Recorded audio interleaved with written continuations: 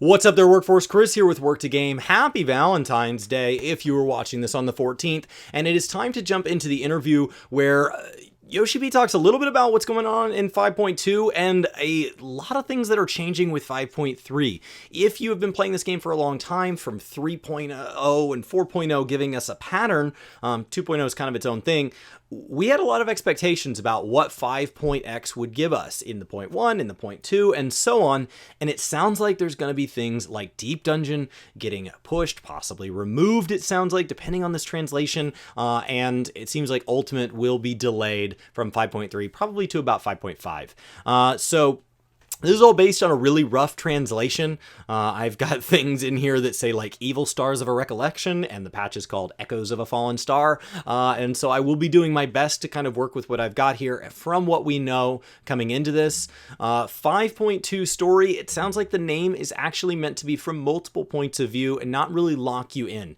For example, Asians would view Fallen Star as like something having fallen from the sky, maybe back at the time when we pushed out to different things of shards, and that this story is going to be a good chance to go back and start exploring things that we have missed up until now.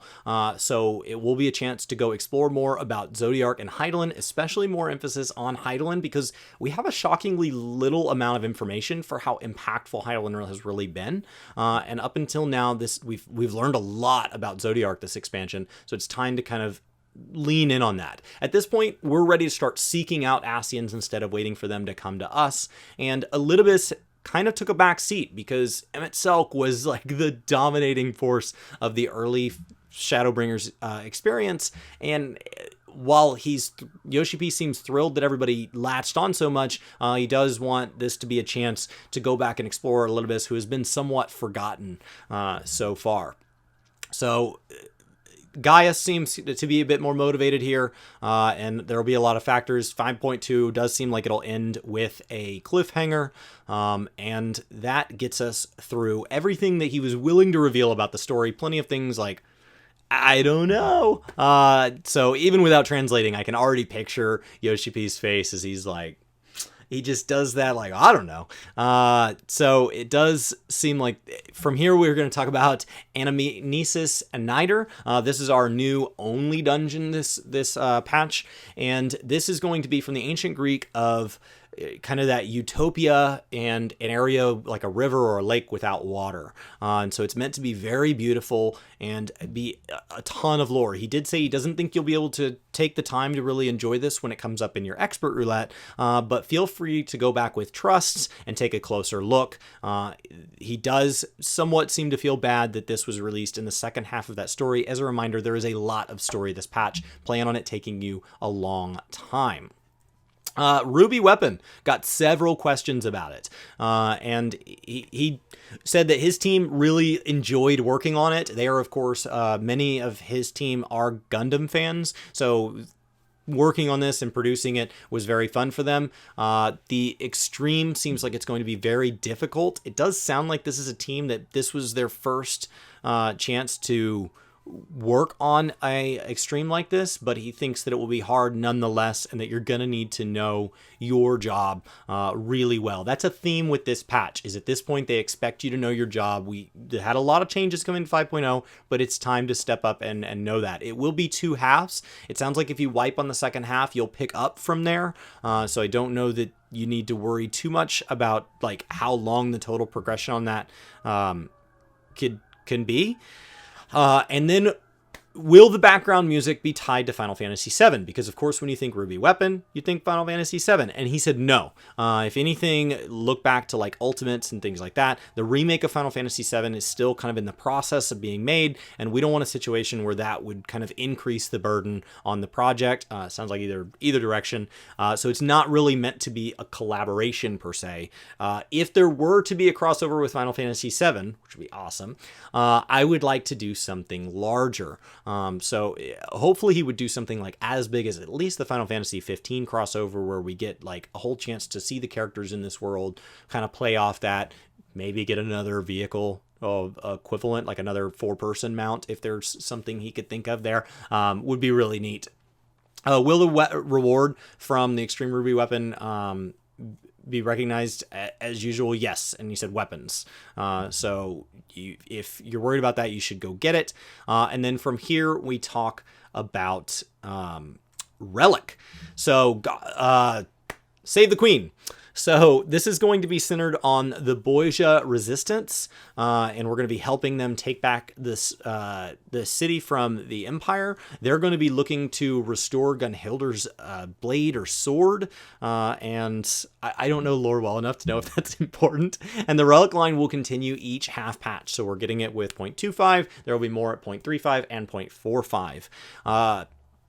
The 5.25 is going to have a big amount of story. It's going to have a battle at the end, and the whole thing is meant to be soloable. When you clear this, you're going to be getting your base weapon, which will be used for enhancement, so please do it.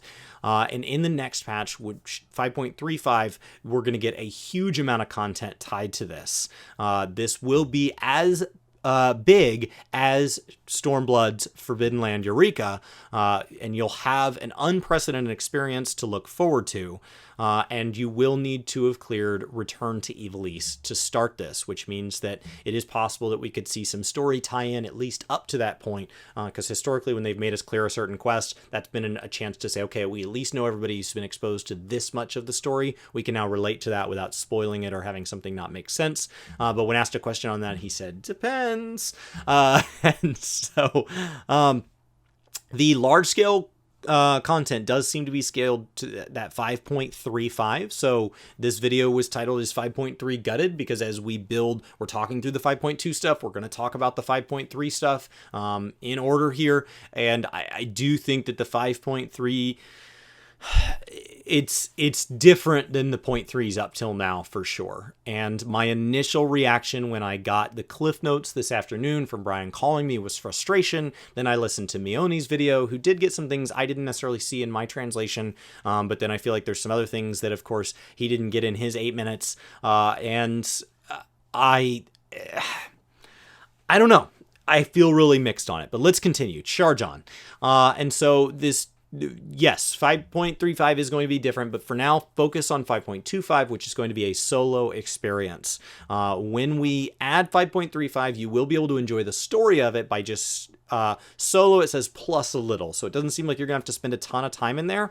And then after you clear it, you're going to be using materials from it to strengthen Gunhill's sword, and you'll be able to obtain those materials from content other than the relic here. One of the frustrations they ran into with Eureka was that if you wanted that weapon and that armor, the only way to enhance them was to go into Eureka. And so we thought it would be better to be able to enhance it, you know, with things for people that don't necessarily want to do that Eureka style content. But since there's going to be a lot of emphasis on that story and stuff, he hopes that people will at least try it and hopefully enjoy it. Then, of course, anytime Eureka comes up, and we're going to repeat it, Baldesian Arsenal was the big finale of Eureka. So the natural question is there going to be another one? And he said, well, honestly, like, if he can't do it solo, Yoshida tries to avoid going back and doing anything players. And this content is not meant to be a sequel to Eureka. Is that 2-Reka? Eureka 2? So I'd be happy to compare it to Eureka. It's a forbidden place. It'll have its own dedicated kind of content where you'll go off into this field style content, this exploratory content, and it'll have its own menu that's around this like elemental level, and it's going to be recognized as new gameplay using the experience of Eureka. However, they did already know that before patch 5.35 that they would plan to release something that would follow the reputation of Baldesian Arsenal. Last time that they were asked a lot of questions about this, they did seem like they overall liked a lot of the things that came out of Baldesian Arsenal, and they admitted that the experience wasn't perfect. So I think the goal would be to iterate on what was good, and then ideally adjust some things that were poor and see if they could land those a little better. After defeating it, there's just be reminded after finishing your 5.25 and getting it that there is going to be more content released. So this is meant to kind of stagger you. When asked how hard it is, he said that it's meant to be hard. It's meant to be a bit of a struggle. And the translation word was extreme. I don't know if that meant like, you know, extreme is our natural step up from normal or what that is. But it seems like that's going to be difficult. Other than that, he kept everything pretty secret. So we can go ahead and move on and talk about Eden. In Eden, he wanted to focus the story more on Reen and Gaia, and this is a chance to explore Reen more as an individual moving forward, and this will be more of a story arc centered on them. And then from there, he said, like, are we going to be getting things like multiple bosses? And he said, well, yes, because we already saw that there would be Ifrit and Garuda at the same time in the trailer there. It seems like absolutely there would be a chance to fight multiple bosses. And the Return to Eden, they're making their final adjustments. And one of the things they noted is that when they first released Eden, they actually scaled everything back by 15% to make up for the fact that people were not used to the changes in their jobs or if they'd switch jobs. But this time they're going back to full strength. You've got your nice big eye level. You should be able to beat this before the fight times out, and this is meant to be difficult. So it seems like in general this patch could be more difficult than the last one.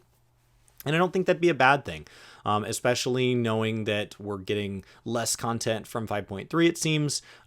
Making this content something that can stretch out a little longer, have a little life to it that's hopefully fun all the way to 5.4. I think that's a good thing. So let's talk about that. Let's talk about those things. Deep Dungeon. We got it in 3.x, we got it in 4.x, of course we're going to get it in 5.x, and he said, no, I'm sorry, because of all the other content we're making, there's simply not the production resources to go here. He wanted to have it for leveling, but even though they've kind of thought about it and they know what they would do, the cost of making it is just not available. So he's thinking about taking a hiatus from Deep Dungeon. Not clear if that means for the rest of the expansion or if it's just being delayed. I don't know. He said that he would like a field style like way of doing that, and that they would like to prepare some content for leveling, hopefully kind of released in that same time period. But it could very easily be sometime after 5.35. And then, of course, if you find out that you're not getting a Deep Dungeon, what else are we not getting? Is it time for our next Ultimate to come with 5.3? And he said, honestly, it's just not the time for it. And I think pushing it later in 5.x would be more enjoyable, which naturally to me means 5.5. But it could be 5.4, could be whenever they want. He just said that right now it's just not the time. So to end on a little higher note here, let's move back to some things we are getting, and it's time to talk about Beast Tribes. So with 5.2, we're getting Beast Tribes here, and it's going to take place in Raktika Forest, and it's going to start from the perspective of who are they, what are they doing here, and is meant to take you through this kind of fairy tale experience where you get to go through a branching story, and don't worry, they will all end in the same place with the same rewards, but you're going to be kind of exploring that, and as you make choices, it seems like you'll be kind of building this village. I don't know if we all end with the same village, or if your village can look different than mine, at least graphically in our own phases. I don't know. I just know that we're going to be getting choices through a branching scenario system, and then he didn't want to spoil any more than that. There was a hint that, like, why did the Namatsu not make it over if these guys are the ones in charge of crafting and gathering? And it might be because these guys ate them, which would really leave me distraught. The Namatsu are my favorite beast tribe ever. And he was asked, like, why it's not another fighting type beast tribe. He thought that maybe, when they play tested it, they thought, you don't really need another fighting. You don't need another one for your battle jobs yet. And that when looking back at the Namatsu, they thought that having crafting and gathering might have been a little much. So making this gathering only seems like it'll be a better fit. Does that mean that they will allow for fishers? Because we, of course, know it'll mean botany and mining. And he said yes, but remember, it's going to start at level 70. So for all the fishing content that's being added with ocean fishing here at level 1, this is still going to be level 70. And what are you going to get if you're already level 80? And he goes, well, you're still going to get tokens and beast currency to buy all the new things. Of course, the mount comes to mind. And now that we've talked about, other rewards, it is possible that there would be like umbrellas or something like that tied to this. Because remember that they showed all that off. And There's been no mention of Crafter Beast Tribe anywhere in here, at least the way I'm translating it. So there could be another one added for them, or maybe they just don't get one this time around because they got Ishgard. Like that's plenty. So ocean fishing, because we talked about fishing.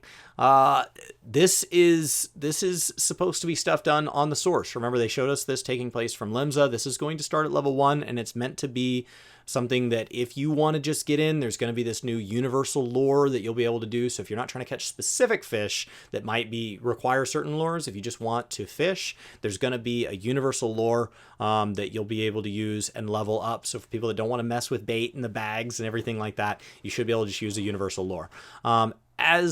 As you're going through it, will you keep going back to the same areas or the same points and all of that? Remember that it's going to be on the Dravanian route or the Costa del Sol route, and that it's going to stop at 3 7-minute stops with forced cutscenes. You can leave at any time, and it's 24 people, so it's a fishing raid. And every time a boat fills, it'll spawn up another one. If it's at 23 people and there's a group of 4 that tries to join, they will be pushed into the next group rather than pushing that one over cap. He did say they were looking to add other routes down the road. And then, of course, I think because this interview took place when it did, because it seems like this was on an embargo, they asked a lot of questions about things like how often does it leave? Every 2 hours? How many people can you move around the ship and all of that?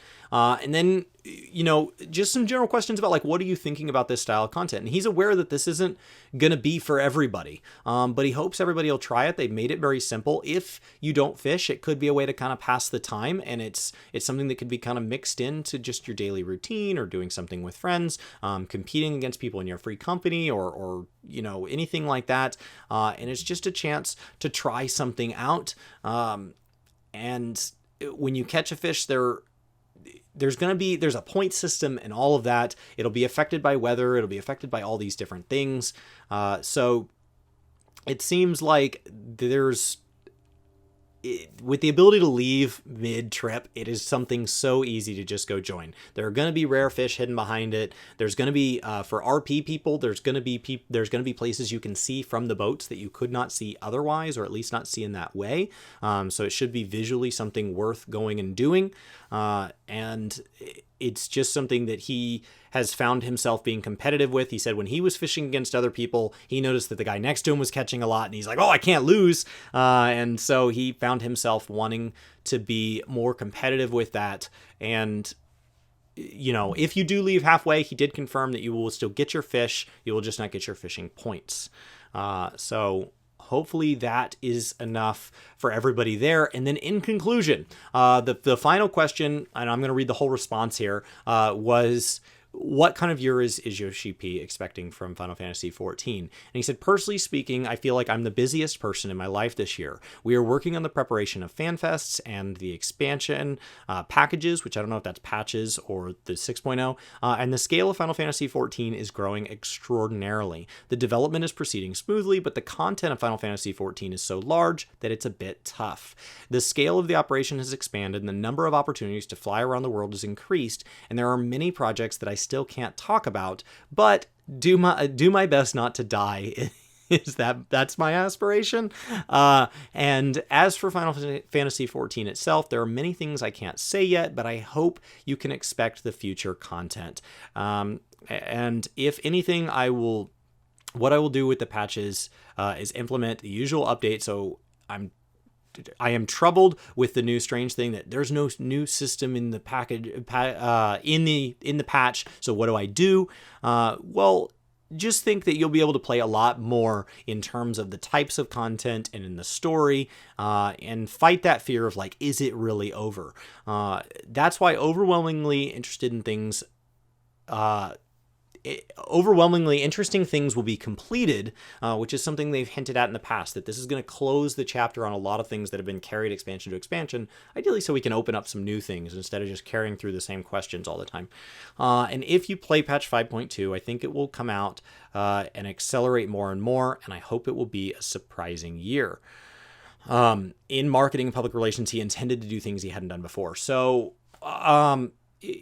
it's across the board, this feels like a lot. This feels like a huge blow to 5.3. My initial response to this, knowing that this interview came out before I'd read the entire thing, was frustration. 5.3 and 5.4 have historically been what feels like a lower population, a dip in interest in Final Fantasy XIV, and then it swells back up as we go into the expansion. And so seeing content removed from that, especially content like Deep Dungeon and Ultimate that can have very long lives for a lot of players that are in a casual group that are just trying to get through Ultimate and it takes them months, or people that go into Deep Dungeon and try to get all the stuff with all the jobs. There's just a lot between those two things that really helps cover that gap when there aren't as many people. And so things like PvP queues can get a little longer here in North America. Things like dungeons can feel a little dry, especially now that we get less of them to enter into our roulette. It just, to see those removed feels like 5.3 is getting gutted. And so it begs the question, like, why am I trying to rush through 5.2 content if this is going to have to hold me over for who knows how long? And that can be a very naturally frustrating thing, especially if the content added in its place is not the content you were looking for. If you're not a gatherer or crafter, the emphasis on this expansion could be really frustrating if you notice that the content you do like Deep Dungeon, which I saw a ton of comments on Reddit and in the Discords that I was in looking for a better translation of this. I saw frustration. They're saying Deep Dungeon is my favorite content. It's the content I look forward to. What do I do now? There's just a general frustration there. And I would say focus on 5.2. Let 5.2 be 5.2. This looks like an incredibly interesting patch. A lot of story. Take your time with it. If there's nothing else that's going to interest you, there's plenty that's going to interest me. So I'm going to blast through it and try to clear it in at least just one day, hopefully less, so I can get out there and start fishing and doing Ruby Weapon and doing all these things. But I can see why, if only one or two parts of this game frustrate you, or interest you, that you're frustrated that other parts are getting the resources. 5.3 is when we get our ARR squish, which should finish out New Game Plus to a pretty decent degree. There's going to be more added to it. They said like job quests and things like that, but it will really, finally, you'll be able to play through the entire story of Final Fantasy XIV as many times as you want. And I would hope at that point they would add experience to it, especially now knowing that we're not getting Deep Dungeon experience. I'm disappointed that we're losing Deep Dungeon. I am. It made me feel like knowing that Ultimate's getting pushed, which I think makes sense because it lets hype be after. It lets it help hype for the next expansion. It comes at a time when there's more players already interested in the game, and there has to be a gap either way. So until they come to a point where they realize, hey, we should do an Ultimate 3 times an expansion, which they've specifically said there isn't support for. So if you do want 3, make sure you let that support be known. There was always going to be a gap. So the gap later versus now, that's semantics for me as a non-Ultimate Raider. Maybe it works better for you guys that it's in 5.3 and you take your break at 5.5 if you Ultimate Raiders out there. So I think that doesn't bother me as much, but the removal of Deep Dungeon is pretty disappointing. It puts a lot of emphasis on the Eureka, not Eureka content. It puts a lot of emphasis on crafting and gathering. And it puts a lot of emphasis on what does New Game Plus look like and what does this alternative leveling content in Deep Dungeon's place look like. I'm concerned for what that means, right? We've seen them try to add lateral content, things to do when you're wondering what to do and you want it to be 14, but you feel bored otherwise. That's why Golden Saucer exists. That's why limited jobs exist. That's why Deep Dungeon exists. And so to take that out, I feel like it leaves a little bit of a gap in its place. And my natural tendency would be to be frustrated and be let down. But I will say time and time again, they've announced something and then they haven't announced the other half because they didn't want to spoil it. And Yoshi P and his team have delivered something incredible. They told us Eureka would be worth the wait. We tried it, didn't believe them. They gave us Baldesian Arsenal.